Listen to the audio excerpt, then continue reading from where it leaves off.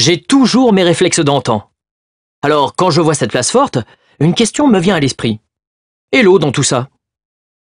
Parce que le plateau des Millau a toujours eu la réputation de ne pas être très pourvu. Alors, comment la place forte était-elle ravitaillée en eau? Vauban a tout simplement été chercher l'eau chez les voisins, à Églier.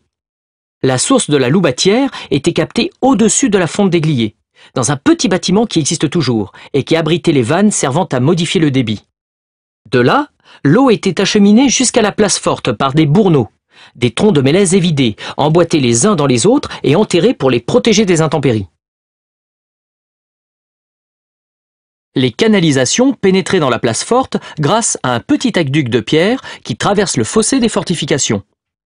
L'eau reste pourtant le point faible de Mondauphin, car en cas de siège, l'eau peut être facilement coupée.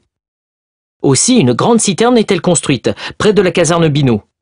Elle permet de stocker l'eau dans 2 grandes salles accolées l'une à l'autre, qui mesurent à peu près 30 mètres de long sur 6 mètres de large et de hauteur.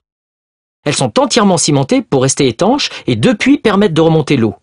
En cas de siège, cette citerne permet d'assurer les besoins en eau pendant 2 mois.